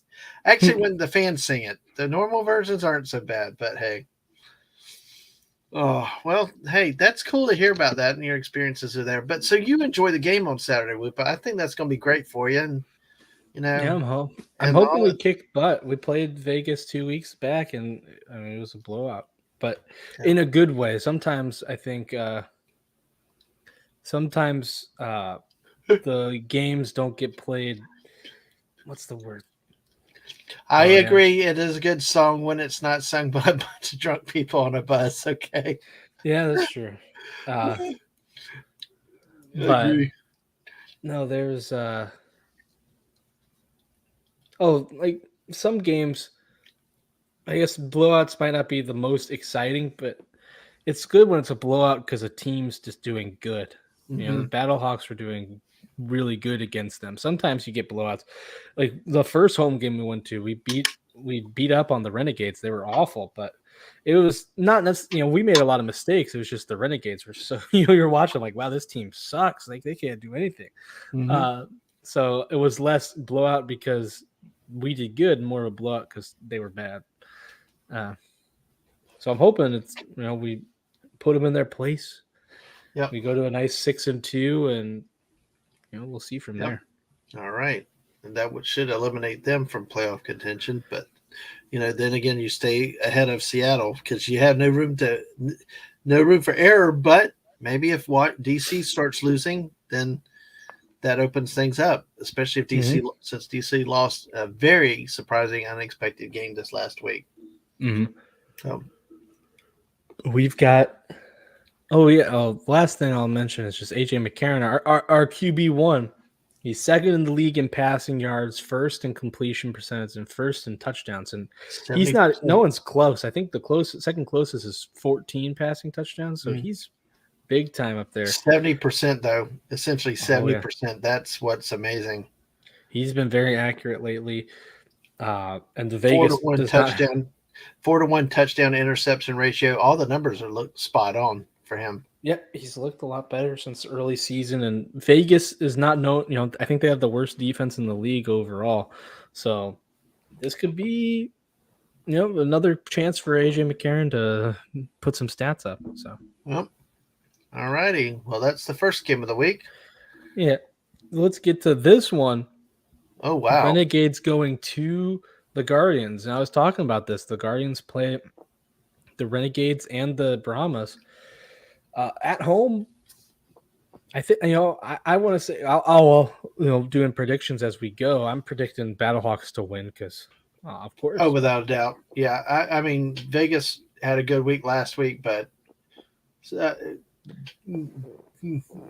get for a guy that had not started a game in 5 years to have 2 weeks in a row like that, and for Vegas to win, he's going to have to play lights out again. I just don't see it. The Battlehawks are solid and at mm, home, so and we want to keep Woopah happy. So let's have a win on yeah. Saturday. And I mean, you're talking about quality of team too, playing the Brahmas who haven't been much versus the Battlehawks who are currently in a playoff spot. Mm-hmm. Two very different opponents. But I feel like the Guardians here, that's what I'd predict. I feel like they have all the momentum going right now. Oh yeah, without doubt, they beat the only team to beat the best team in the league, and you scored 37 points or 36 points there, and that win. Mm-hmm. They scored 24. They probably will win this game this week. So Oh, yeah. And that's a big thing. Quinn and Dormady, 4 games played. He has 969 passing yards, 6 touchdowns to 2 interceptions. It has 3 rushing touchdowns and 2 fumbles. Overall, averaging 275 pass yards in his 3 games as the starter, and 8 total touchdowns in those games. That's pretty dang good. And you mm-hmm. have Cody Latimer. Currently, he's been kicking butt. He's third. No, he's first in yards. 488. He took over the lead in passing yards. Now, the Renegades maybe have an interesting situation where Drew Plitt, he did have an okay game, but not anything special. Last week, they traded for Luis Perez, Mm-hmm. which trades in the XFL so far have not happened very often. So that's pretty rare. Luis Perez is kind of a boomer bust candidate. 8 touchdowns and on a pretty good completion percentage, but also 5 interceptions. Um, so he's known to have some bad decision making there. But I feel like when you look at him, well, first of all, Kyle Sloter got cut. And second of all, I feel like, his best games are better than Drew Plitt's best games. So I imagine he gets to start here. Then you're left with Devion Smith, who's been a key part of their game, both on the ground and in the air. And their Mm-hmm. leading catcher or leading pass catcher, Sal Cannella. It'll be interesting how this offense goes. I'll be honest, I don't expect it to do too much, but it has a chance to be a little better with Luis Perez at the helm. Maybe he can get a spark. Yep. You never know. I mean, we'll see. I have to see what happens. But I don't know. I don't trust Arlington's offense. They seem to have gotten stuck in neutral though, and let's see which Orlando team shows up. You score points like that. That's the team. That's the type of team people go watch and follow. But yeah, hey, wow. Still, it's kind of interesting when you look at what Dormady's done in only 4 games. Perez only played 5 games himself, so you got starting quarterbacks that have they're down a couple games statistically speaking, Yep. and Dormady had his shots at times, but then finally, I guess, unseated Paxton Lynch, and I know he's gone, so it's his job to lose now. So It's all about consistency, and quarterback play. In whatever league you have, it gets down to this: how good your quarterback play is, and when it's bad, it's bad, and you can struggle. So, Yeah, so yeah, I think it's pretty good there. mm-hmm. Um, if the Guardians win, that's huge for their playoffs. That suddenly goes from I don't think anyone expected it last week when they're 0-6, but now Mm-hmm. Oh, if they go 2-6 and uh, Renegades go 3-5, suddenly you're looking at this has a legit chance of happening. yep. We had to wait and see how it goes. Yep. All right, to the next matchup. We got an interesting one. All of these are divisional matchups. Oh, Mm-hmm. I forgot to put. Hold on. Hold on? I'm gonna stop sharing real quick. Okay. Oh, I yeah. Go I ahead. just realized I forgot something. Oh, it's okay. Uh, Go ahead. can you cover for me for a Yeah, I'll second? go. I'll go ahead. Hey, what I'm going to do real quick, I'm going to go ahead and tease something, since we'll go off script anyway. While people are here, I want to do this. Is um, Sunday night is Easter, and there's things and all that, and family events and stuff like that. Well, since my kids are older and stuff like that, and we do certain things and all, I'm looking at doing something a little different, having a chill stream on Sunday night. Um, I hope y'all can attend and enjoy. And there's a little thing we're going to call "Chilling with Dad Man." Let's talk candy Sunday night at 8 p.m. Eastern. Normally don't stream at this time, but with other things and opportunity, being Sunday night, figured after people have their celebrations and things like that, maybe everybody come by, hang. We can talk candy, what candy we like in general. We'll talk about candy that you like for Easter specifically. Peeps, I love Peeps, but I've been told by a couple people lately, including my mother-in-law, they like to just throw Peeps into a fire and watch them burn, which is sad. I love Peeps, but hey, cool, Lisa. Yes, I'm looking forward to this. It'll be a chill stream, and we'll see. Get a chance to talk about some fun food and stuff like that. Focus on some Easter candies, and then maybe some nasty candies that you like on a daily basis, like baby roots, snack size, and just eat them like crazy. Which then it catches up with you, and then you're like stuck. Are we ready, Whoopa? Yeah. Sorry. All right. Well, good. That was a perfect opportunity to make sure I got that in before, in case people had to leave at some point. Yeah. So I was just going in. I forgot to put in the previous matchups. So that was something that I tried to do. I forgot it last week. Everyone was playing for the first time, so I forgot to put it Mhm. in. But these are all divisional games. Everyone's already played each other at least once. Okay. Um, so going back to the Battlehawks and Vipers, last time at Vegas, St. Louis whooped them 29-6. So that was Yeah. not very close, and now they're coming back home. So could be another route potentially, but they do have the new quarterback. Um, Going back to this before we skipped ahead, Oh, this was one God. of the ugliest games that we had. 10-9, Arlington won. Wow. And that was Paxton Lynch, quarterback for Orlando. So Yep, right there, that only was 9 points. That was a near win for Orlando. yeah, that was almost a win with Paxton. So I think it's the biggest thing. Uh, Renegades are likely going to have a new quarterback from that game. Guardians have a new quarterback from that game, and this one is in Orlando. So Arlington won by 1 at home. Now they go into Orlando. We'll see how that goes. Hopefully, it's a lot more exciting than this 10-9 snooze fest over here. Okay. Yeah, absolutely. Hopefully so. And then we get into recap of week 8. Uh, so Houston going on the road to San Antonio. Can I tell you one concern? I see this already on this preview. Yeah.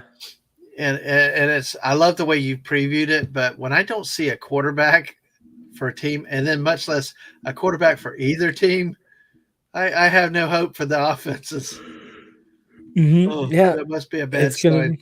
it's gonna be interesting. I mean, I have in the uh, something that's interesting here. Houston currently has, Orlando won a game, so Houston has the longest losing streak in the league at 3. Which I do think is nice that there's no teams anymore on that long losing streak. Everyone's at least won a couple times, but still not a good idea. Still not great to see. But yeah, I assume that they're going to go back to Brandon Silvers at quarterback after Cole McDonald did not have a good game. But I don't know. They could stick it out with him. Maybe they go with 2 quarterback rotation. I have no idea. Uh, I know Houston won the last matchup in Houston, 22-13. Mm, Um, Max Borghi did miss one game due to injury, but he's been a pretty big part of their whole offense. Going up against Jacques Patrick, who has very similar rushing stats, he's been taking over lately and even getting more involved in the passing game as well, which was a little bit of a shock.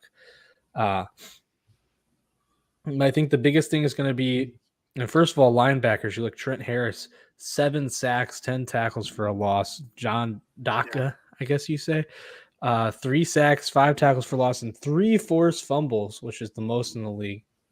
Going against Jordan Williams, who has a fumble recovery touchdown. He's got 10 tackles for loss and leads the league with 65 tackles.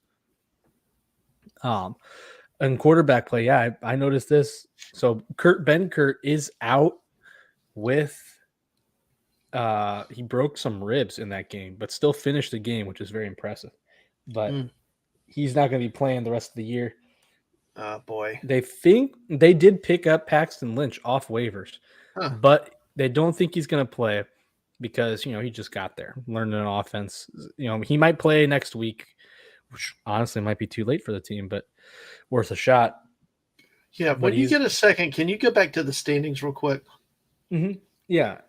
Um, I'll just finish this out and then we can go Yeah, back to the yeah, standings. But yeah, so 131.9 passing yards per game, league worst by a pretty heavy margin. I know the quarterback play has sometimes left a lot to be desired, but it's never left that much to be desired. Uh, yeah. and they don't know who's going to be the guy. Reed Sinnett, Jawan Passes looked awful. I don't think he's going to be the guy. Reed Sinnett, maybe. Or they could go back to Jack Cohn, who started off the first 5 games, I think, as the starter. But no, it's hard to say. I don't know what it's going to be like. The biggest thing I had is John Parker Romo. He's 10 for 11 in field goals, two for two from beyond 50.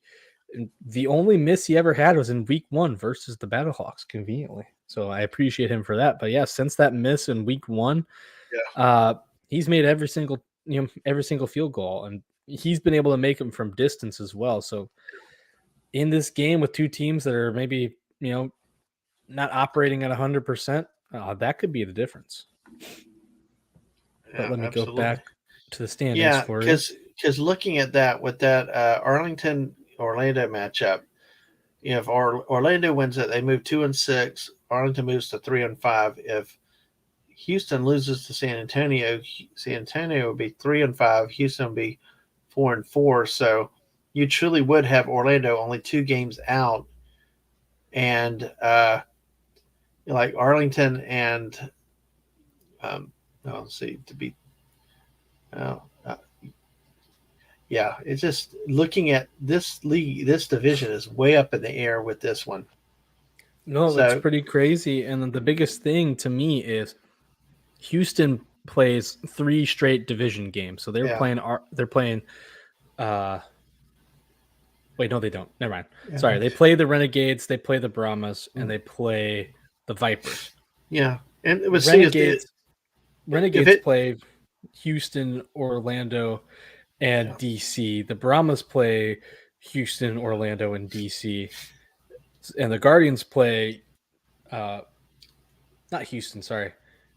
Dallas. No, sorry. I am right with Houston, but Orlando plays Arlington, San Antonio, and Battlehawks. So those Yeah, head-to-head games are going to mean a lot because yeah, and that could get into tiebreakers right there. yeah, because it could be very, very jammed up this weekend. I mean, Houston loses to San Antonio, you got 4-4 and 3-5. Then Arlington loses to Orlando, you got 3-5 Arlington, 2-6 Orlando. So then you have a two-game difference: 4-4, two at 3-5, and then one at 2-6. And as you Mm-hmm. were saying earlier, it can get so tight anybody could win it at that point. So Yeah. that, yeah, thanks for going back. I wanted to see that, show that representation, because with these head-to-head matchups, you can really see it there about how important this is this week. Now, if Houston wins, then maybe they take one more step to winning the division. But we, as they always say, we shall see. Got to play the game. Mm-hmm. All right. Well, thank you, Weaver, for going back to that. So, No problem. Did you have anything else you wanted to say about this game, or should we move to the last game of not the week? really, not really. I mean, it is one of those games. It's what it is. It just depends on what Houston, if Houston's going to show up and uh, play, or really how bad San Antonio's offense is. Can they score some points? But that's about all you can really say about that game at this point. Mm-hmm. Yeah, so we'll go to this last one. This is a big matchup here. DC Defenders. Oop, don't look at that yet. But DC Defenders going on the road to Seattle. Seattle, kind of the opposite of Houston.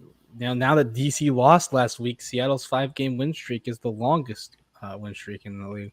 And yeah, DC shockingly getting up 37 points to the winless Orlando Guardians. But last time in DC picked up a pretty close victory, 22-18. Um, Looking at the key players, first things first is the quarterbacks. Jordan Ta'amu, the stats don't necessarily look the best. Only 6 passing touchdowns, 60% completion. Uh, but a lot of that has come lately. I think going into 3 games, this was a 50% completion percentage pretty much, and no passing touchdowns, or maybe one passing touchdown. Now you're looking at, yeah, 6 passing touchdowns, up to 60% completion. He's been playing great quarterback lately. You go to Ben DiNucci, well, he's still as volatile as ever. 9 interceptions and 5 fumbles but 12 touchdowns through the air, leads the league in passing yards. And both of these guys know how to make it happen on the ground. DiNucci, 23 carries for 203 rushing yards and 1 touchdown, while Ta'amu has 49 carries for 226 rushing yards and 2 touchdowns. So that'll be interesting. And then you also have the running backs. For DC, Abram Smith, 121 carries, 654 yards, which leads the league, and 6 rushing touchdowns, also leads the league, though he does have 2 fumbles, one coming recently. And the interesting part of this is a name you might have heard of, Philip Lindsay, just signed with Seattle, I think on either Sunday or Monday. So he's going to be on the team for the next 3 weeks.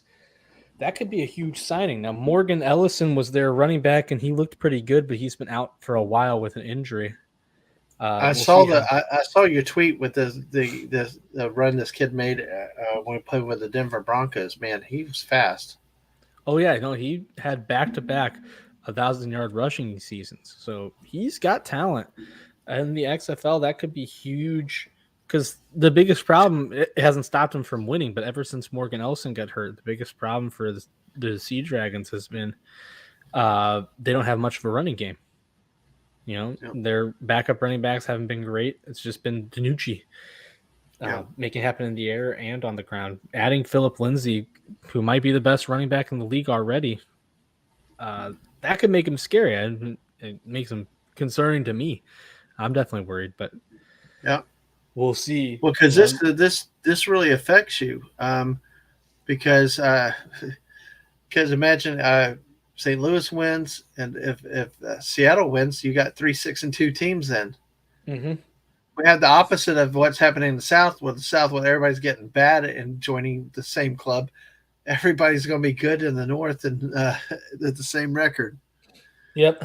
Oh, it makes the last couple weeks very interesting. So, all right, Yeah, but yeah. it's gonna be very interesting. This Philip Lindsay stuff uh, adds a lot of drama in the North for sure.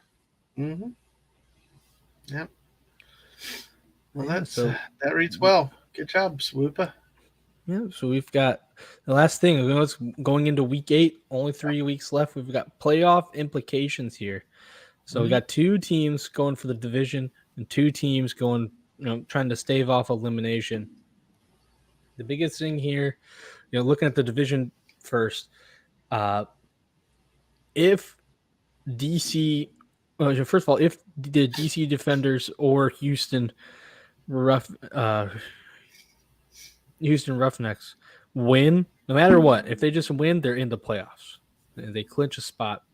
But if they want to clinch the division, DC needs a win and a St. Louis loss, and the Roughnecks need a win and an Arlington loss to clinch the division. But either way, they kind of control their own destiny in the sense that, yeah, they win. You win and you're in. Mm-hmm. Meanwhile, on the opposite end of the spectrum, we're to the point where Vegas and Orlando can still stave off elimination another day if they lose. They do kind of control their own destiny in that sense that they don't have to rely on anyone else losing to make it. They just have to win. But if either of them lose this week, that's it for their hopes. They're out. Yep.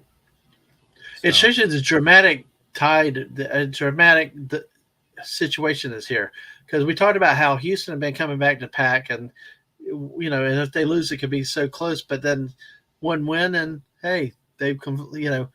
They're very. It's amazing what one win or one loss does at this point. I mean, it can go from very tight to hey, somebody's clinched and moved on. So very interesting time of year, though. Very drama. If you love drama sport, this is where sports gets good. yeah, and I think it's going to be it's kind of neat because yeah, both of these are interconnected. So if if Vegas, so assuming that DC and Houston win, which not necessarily guaranteed, but let's just assume they did. Uh, both these elimination, they're going to be hoping no one gets eliminated because the way they can clinch the division is if one of these guys stave off elimination. So if either of Uh these huh. guys get eliminated, it means that the division is going to live on. The division is still within reach for another team. Absolutely. Yeah. Well, that That's all I got. that is awesome though. That is a lot though, my friend. Yeah. That is a lot. So, hey, covered a lot tonight, folks. It's drama coming down to the end of the season. Oh yeah. So it is an amazing thing to do. That's why I love football. That's why I love sports of all things. So, but hey, welcome everybody, and again, and thank you for everybody that's passed through tonight. So make sure you smash the like button on the way out, and sub if you haven't. Actually, we picked up 2 more subs tonight. We're at 195 now tonight. And thank you for everybody for your support. Thank you for people that come in, even if you're not Woohoo. feeling well, and lurking and listening to Whoopa and me. And we appreciate having y'all out there. And like I said, if you ever want to know more about football, type your questions in this chat. Things like that. We'll love to answer them and stuff like that. And yeah, Lisa with footballs. All right. You know, we love talking sports. It's hard to find people like us sometimes. So, but hey, Oh, that's very true. it's like especially in the Twitter world and a lot of the areas we are in YouTube. But hey, it's a fun game. You can make it as geeky or nerdy as you want. So, but hey, watch XFL this weekend. I think the games are now more of them are on ESPN and ESPN2 now and ABC. So they've been hiding on the FX channels for the early part of the year. So we should be able to see more of the games coming up. And you're welcome, Lisa. And always great to have you here and everybody else, especially Woo. whether you lurk, where you chat, especially you sit here with us for 2 hours now. Wow, we always come into these things not sure how long it's going to go, and we're always surprised about how it goes. And we're just friends having fun, talking sports, and with you good people hanging and chatting with us, it makes it even a lot more fun. So, but Whoop, any final thoughts about the week upcoming? I mean, other than what we already talked about, how dramatic this weekend's going to be, and there's a lot riding on the line this week. No, I think that's the biggest thing that so many, each of these games are going to affect the playoff picture in some way. There's a lot of stakes here. I'm sure hoping that St. Louis wins. I don't know who to root for in the end. Between DC and Seattle, I think if DC loses, then St. Louis has a better chance of actually clinching the division. Because if DC wins, it's pretty much out of reach. It's not guaranteed, but pretty much is. But if you want to They at make a least control. playoff, if you want to make a playoff spot, though, wouldn't you maybe want Seattle to lose because then at least you get a game up on them? Yeah, you get the game up on them, and we do have a matchup with them. We still have to play them once, so that's going to be a huge game. Uh, if they're tied with us when that matchup happens, it's pretty much winner, Uh, winner take all, just about. Not officially, but pretty much. Um, but if they lose one and we have a gap, then if we screw up there, we still have a pretty decent chance of making it. So yep. we'll see. All righty. Well, let me go back. We'll do a few more program announcements. And Whoop and I will talk about, you know, next our next broadcast. Just watch us, and we'll tell you whether it's going to be Thursday, Friday night, what time. Um, but hey, like I said, join us Sunday night for chilling with Dad Man. Let's talk candy. Come with your. Let's have fun with this, especially if you haven't, if your celebrations are over. Let's talk candy and stuff like that. I consider Peeps Easter candy too.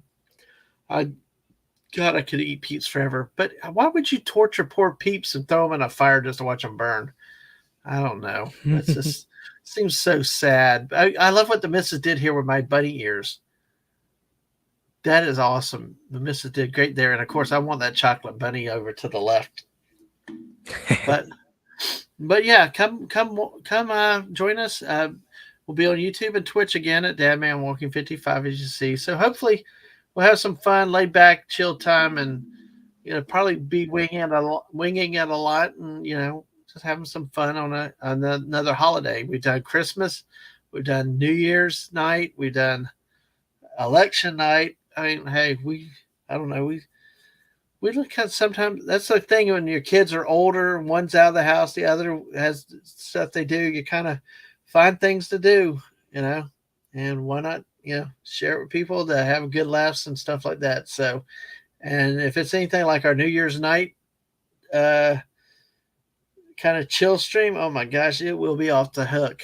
I might need a help after that, but hey, but yeah, hey, thanks for that. Hope to see y'all then. Let me take this down 1 second. I need to check how go here. All righty. So other channel announcements. Coming up Wednesday of next week, our next big stop show with some guests is a chillin' theme park edition. Uh, Oops, I didn't update the slide. This is my fault, Mrs. I messed up. This should be 8 p.m. Wednesday. I used an old slide, but this is my fault. Wednesday night we'll have Lorena Creole and Theme Park Casual to talk about theme parks and fun that they've had, and kind of like the history of stuff. Just a good time to hanging out, having fun with friends, talking theme parks. So that will be Wednesday at 8 p.m. Again, that's my fault for not updating with the right slide. So join us for that. And of course, the following Wednesday, April 19th, I have none other than the great Daisy Blossom Flower Child, where we're going to look at, hey, Wade, good to see you. Well, we're going to look at the movie that foretold the future, Demolition Man. You can't go wrong with Stallone and Snipes and the Three Seashells. So I am particularly interested to see how my British friend uh, in this movie. It's just kind of very funny, and it's a great movie that we've agreed to watch and to talk about and have a good time sharing some memories from and talking about it. So hopefully y'all join us for that for another movie chat at the movies with Dad Man, and have some fun with that. And then let's see, so that of course watch us Whoop and me next week, where we'll update the standings and talk more XFL football. But as always, catch us over on YouTube and Twitch, both at Dadman Walking 55. Catch our videos out there. I'm going to try to rework and reorganize the YouTube site to make it a little more friendly when I have some time coming up in the next few days. Uh, Go back, look at our past videos and stuff like that. Check it out there, and you know, share it with your friends. Watch the videos, hit those algorithms. Come in and leave a like, leave comments. Go back, watch some of the other ones, even if they're sports, and there's a lot of good stuff and memories in a lot of that stuff. And we've had a good set of streams. I mean, look at our detours with the dad bands, with the misses, and some of the show and tells. So, folks, that's the big thing there. We've got 195. Let me tell you one last check right now. We have 80 followers on the Twitch side. Yay! Thank you everybody over there. And we have let's see right now. We're going to double check. We got a couple more tonight.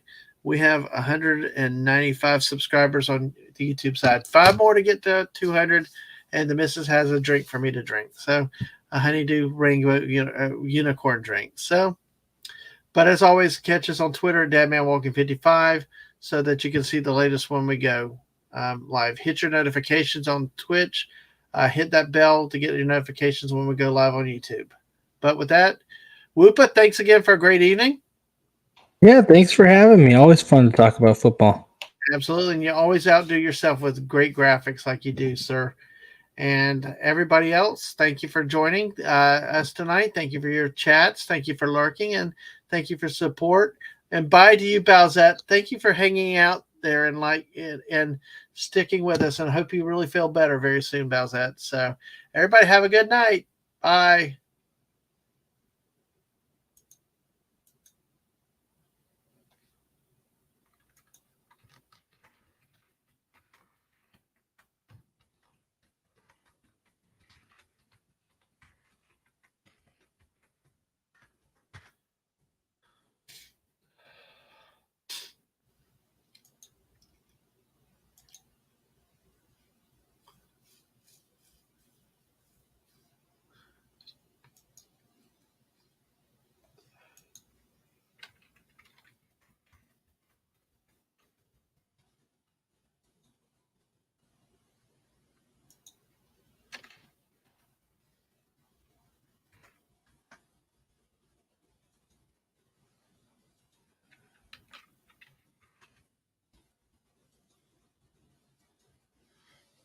All right. Let's see. Damn, man.